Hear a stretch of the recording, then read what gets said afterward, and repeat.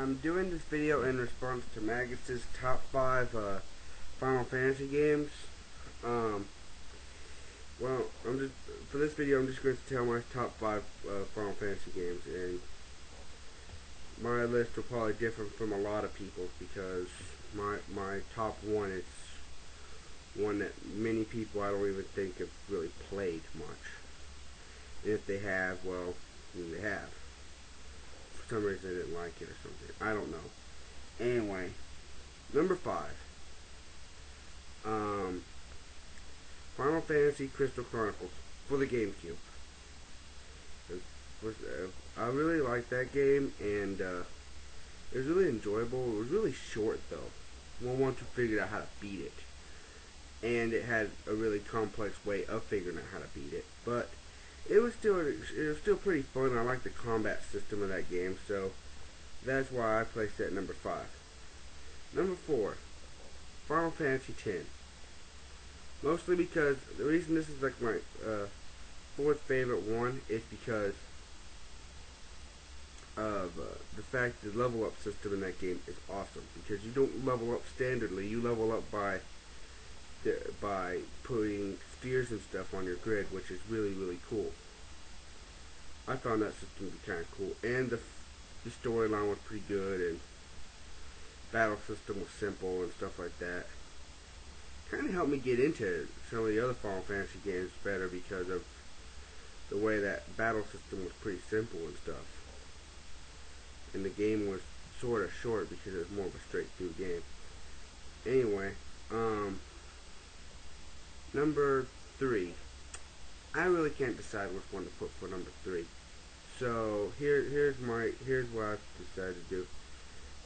Final Fantasy, the number 3 winner is both Final Fantasy 6 and Final Fantasy 4, because both those games are extremely awesome, have extremely detailed stories and extremely cool characters. But I really liked how both of those stories ended. They're both really good games, but I consider them both about equal. So anyway, moving on. Number 2 on my Final Fantasy list is what probably most people consider to be their number 1 Final Fantasy game. That, of course, being Final Fantasy VII. The reason I like this game is because of the way you can customize your character via materials and the weapons having different material slots and stuff like that, and the fact that, like, if you find a certain material or something, you can customize your characters even greater or anything like that. And each material even had like the stat attributing things that he did. And also because a lot of ways this game has multiple ways to beat it.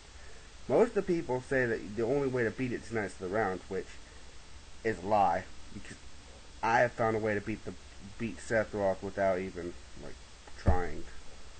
So yeah.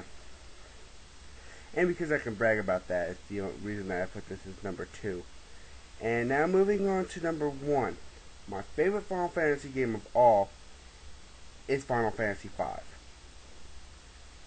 Love that game. The reason I love that game is because the other Final Fantasy storylines like to take themselves extremely seriously, but Final Fantasy V does not. This allows for a much funner experience than just one that's based off of trying to stop the evil person's trying to do the evil thing or whatever, like most Final Fantasies. This one derives on just getting through a fun and enjoyable story. And also, the reason this is one of my favorite games is because the class changing system is done right in this game, unlike Final Fantasy 3, I would say. The class changing system is extremely well done in this game, and you can actually use power of the other power to assist you.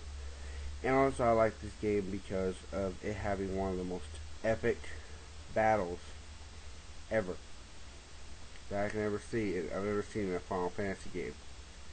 It's extremely cool. This game also has a death scene very similar to the one in 7, and the fact that this is the first one to do it, and it does it in a more kind of, it does it seriously, but it kind of does it in a more funner way, because the characters are actually trying to use Phoenix Down's life spells and stuff like that, and it's not working. Of course, that's because in the battle that was right before this, the battle I just mentioned, the person that dies took like way more than enough damage. He was at 0 like half the fight, and he got hit with all 3 of the massive Final Fantasy spells. And I just think that's extremely cool, and that character did deserve to die. Not because he was a bad character, but because he did get hit with all 3 major spells, and before he died, he actually defeated the enemy that was attacking him, which was the major final boss of the game, which I find extremely cool. Another thing I liked about the game was the fact that you only have 4 party members, unlike a bunch of the other Final Fantasy games where you have to differentiate between your different party members and stuff to figure out which one would be best for the job, and making sure that each one is leveled up like most of the other ones I put on this list.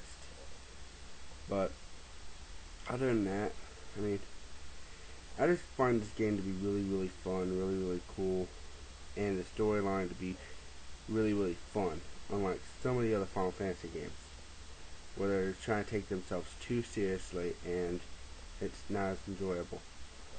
Well, that's my top 5 Final Fantasy games. I hope you enjoyed this video. Um, and if you like this video, subscribe. If you want to see more of my work, click on my channel. I usually do a bunch of playthroughs and stuff, so video game playthroughs, so yeah.